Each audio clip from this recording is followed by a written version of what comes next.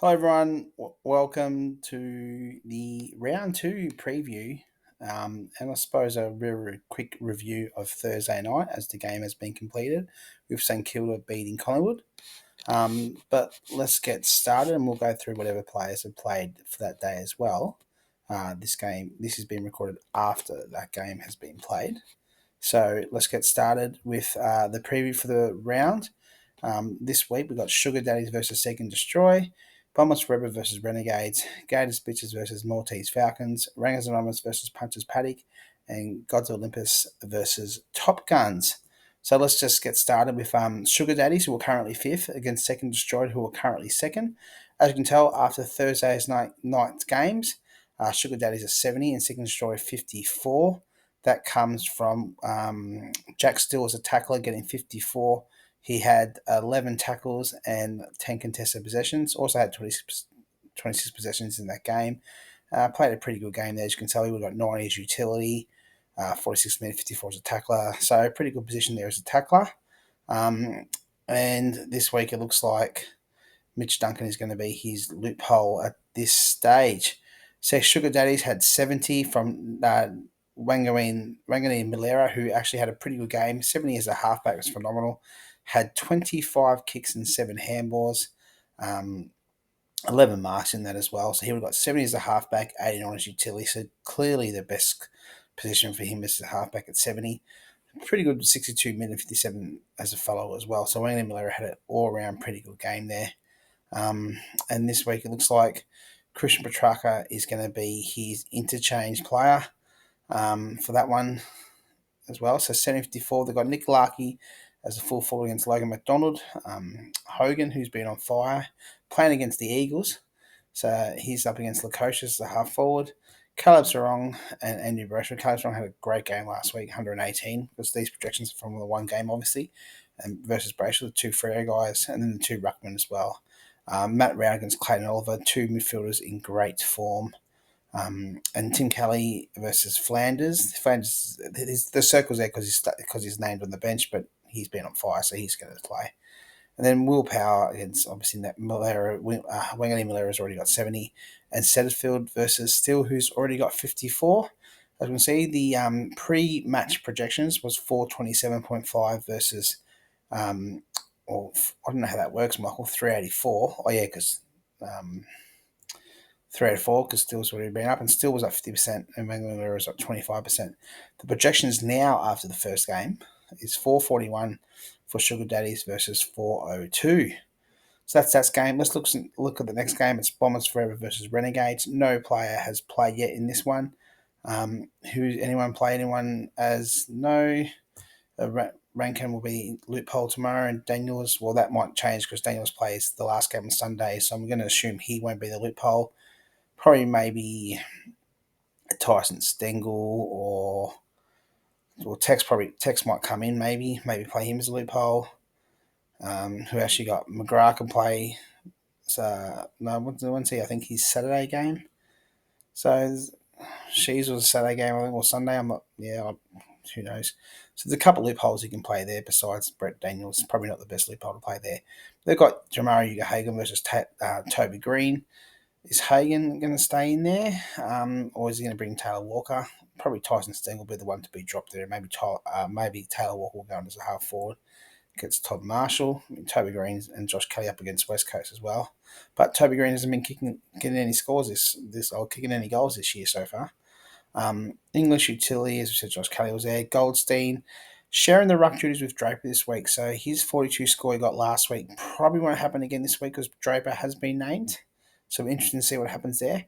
And obviously Stiff, who only drafted one ruckman, who are the Carlton ruckman, who have got the bye this week. So he's putting Noah Bolter in as ruck, mainly hoping for the marks, obviously. Followers, Butters and Udinak, Wines and Merritt as Wines and Merritt as the followers, and the midfielders were LDU and Butters. Halfbacks, Short and Blakey. Tacklers, Libber and Jimby. And then we'll see what happens with their loophole interchanges. So pre-match projections on that one, it's 359 for Stiff versus Bombers Forever, 339. So Stiff is projected to win that, fourth versus 10th. So Bombers forever to continue being bottom according to projections. And though obviously some of these scores will change, it'll be an increase in half forward, it'll be a decrease in ruck. But we'll see what happens with that one. Next game is Gators Bitches versus the Red Hot Maltese Falcons. With this one, we've already had a couple of players play. Both our midfielders were down 42% on their score. Dacos only got 40 as a midfielder, where Jordan De only got 21. In the interchange position, Fennick played Riley Bonner, who, in fairness, probably won't get a game. And I played Tom Mitchell, who I think I'm going to put in as tackler. So he'll probably replace Connor Nash as a tackler there for that one there. So full forwards, Tom Lynch versus John Missy kicked 4 goals last week. And Lynch is up against Port Adelaide defence, who looks stronger, although they did play West Coast last week, so we'll see what happens. And Giant Miss up against North Melbourne, so who knows what's going to happen there because North Melbourne haven't got any defence. Max King as a half forward got 56. So Chad Warner averages about that anyway. Max King had a pretty good game, got 3 goals, 7 inside 50s, 8 marks, 12 kicks, 2 goals assists. So he had an all-round pretty good game there to get 56 as a half forward. The utilities, well, Bont only got 85 last week. He averaged over 100 last year, so hopefully he lifts up. For me, he lifts up his performance. And Tom Green is averaging 100 this year after 2 games. He's been on fire. In the ruck, I've gone with Grundy, not Soldo, up against, and Ned Reeves up against Gawn. Ned Reeves actually did hit out, whatever you want to do, Gawn last year. Got more hit outs than Gawn last year, so I'm interested in there. I'm hoping Newcomb picks up his game rather than what he got last week of a 40. If he does get 40, he is going to match Dacos. However, I need to do better than that because De Goey only got 21 and Took Miller, you will think, is going to smash 21. And then the halfbacks, I've got Harris Andrew for me, he's got the bias. I've got Jaden Short in there, who's averaging 51, and Stephen May as a halfback at 62. And then the tacklers, I've just said Tom Mitchell coming for 39 against James Jordan. Projections, well, pre-match projections, Fennick is projected for 431.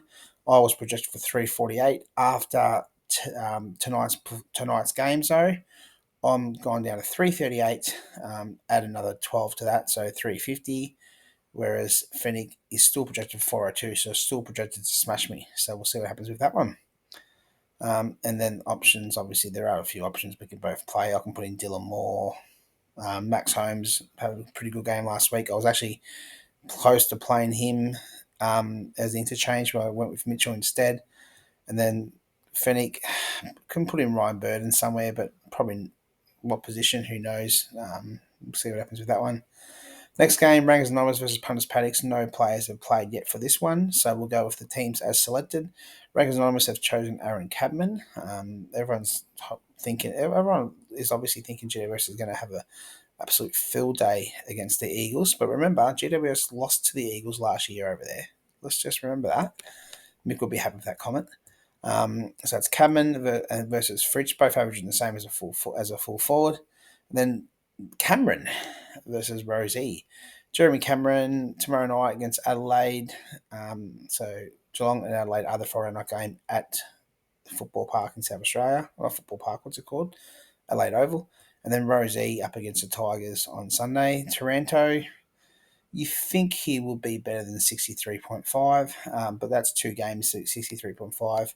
So we'll see how he goes there. And Danger had a great game last week with 94, playing against his old club in Adelaide. So we'll see what he does. O'Brien had a good game last week. Great game last week against Wits, got 46, but it was pissing down with rain. So I'm not too sure on the weather forecast tomorrow in Adelaide, but I'm pretty sure it's going to be pissing down with rain. And Max score on 41. That'll be an idea, Mick. Maybe you can put the weather forecast there. No, I don't put too much for you to do. And Gawn up against Reeves, as I said before. Reeves did do better than him last year, but Gawn is on his own and he's playing well. Hopper versus Jordan in the midfield. Caniglio versus Trelaw. And then we got Voston as a halfback versus Ed Richards. Probably the weakest part of Punters Paddock's team, although he did look like he had Sinclair there to play halfback. And he can play Nick Newman as a halfback sometimes as well, but yeah. And then Darcy Moore didn't have a great game today. Then Rowbottom had a 13 or 14 tackles last week. He's in the tackler. And Atkins, who I think will lift 24 is not going to be what he's going to get. And let's have a look what the loophole players done. Darcy Moore as a halfback, 55, so might look to take it. It's five short, so it's a decision to make for Rangers Anonymous, or Darcy Moore's a blonde head and Nick Boston's a redhead, so we probably go with Nick Boston. And then Jack Sinclair, um, first game back, so I don't think Sinclair will get a run this week. Probably stay on the bench and get freshened up for the Bombers next week. And then if we look at it there, it's eighth versus third. At the moment, the projections are 1 point difference, so this could be a really good close game. So 378 Rangers Anonymous versus Punters Paddock 377. All right, and then finally, let's go to the last game. Gods of Olympus, who has already complained about his team today, versus Top Guns. Both players had one player play already today. It's ninth versus seventh, so both are looking for their first win of the season as well. Tom Hawkins at full forward versus Tom Papley, both averaging about the same. And then Errol Gordon, 37.5 versus Heaney. Heaney's been on fire, playing him as a half forward. Gordon, you think his average will come up. You don't think he's going to average 37.5. Last year as a half forward, he probably would have got closer to 50. So probably get up there. And Michael's taking a risk. He's playing Lockie's Whitfield as utility. So another one going up against the Eagles. Everyone must think Giants are going to smash them, which, in fairness, they probably will. Against Noah Anderson, who's averaging 92 as utility, he's been pretty good this year. All the Gold Coast midfielders have been pretty good, but they've been playing on the Gold Coast, and now they're going to play in Ballarat on Sunday. Rowan Marshall only got 17 as a ruckman. He had an all-around pretty good game, like 80 as a utility, 54 as a mid. Um, you know, but as a ruckman, he got 17 because he got smashed in the hitouts and didn't get many hitouts. Only had, I think, 4 hitouts or 1 hitout till quarter time. So that's why Michael, I think, prefers to play Rowan Marshall as utility, but didn't have an option this week. Jared Witz, as I said, has lost the hitouts in both games this year, but he's against Tim English, and everyone knows Tim English does not win hitouts. Matt Crouch, fantastic last week, 62 as a midfielder, and he's going to be consistent with that all year. Unless he gets dropped, he's going to get that's the score he's going to get pretty much all year. Penrith only got 41 tonight, all up. Not too bad as a tackler, I suppose. Probably better than Jacob Wiederin, but obviously Top Gun's just thinking Lair might be better there. So, but Penrith got 41 as a midfielder. Elliot Yeo versus Houston. Clark and Young, these two were the optimised team had these two as their best positions last year, so he's giving it a go there. Versus Ryan, who got 79 last week, and we're obviously going to see how Lair goes tomorrow night to see what position he might change to. He might go to follower, he might go to utility, he might go as a tackler. So we're interested to see what happens there. We might look at what the weather is tomorrow night. And then Michael is going to see Cecily as a loophole. Melbourne were the first team to target him last year with Jake Melksham, and then obviously teams like Essendon copied that last week. Are people going to start tagging or pestering James Sicily to get him off his game since he's pretty much our best player? So we'll see what happens with that one. Projections, pre-match projections was 375.3 versus 365.4. After today's game, though, the projections now are 350, so a drop of 15 points because Rowan Marshall was down 60%. And Top Guns are projected for 361.9 because Penrith was down 8% with that one. So if we have, let's have a quick look then. What is the weather in Adelaide? Tomorrow, 23. So no, it's not going to rain in that one. So interesting there. What's the weather in Ballarat for Sunday? Might as well look at that as well. Well, if I can spell Ballarat, would be good, but that's all right. We'll go with that. So Sunday, 19. So it looks like there's going to be no rain anywhere. And is there any rain in Sydney? Sydney. Don't worry about my spelling. It's not a spelling bee. No rain there. And then Perth, I think it got bushfire. So there's not going to be any rain in Perth. No, nothing. So it's going to be a good weekend of good weather. So yeah, everyone enjoy that. have a great weekend. Grand Prix weekend this weekend. So I'm happy to go in the corporate box on Sunday, which will be absolutely fantastic. Besides that, guys, thank you and see you all later. I don't know why this thing happens all the time when I stop it, but who cares?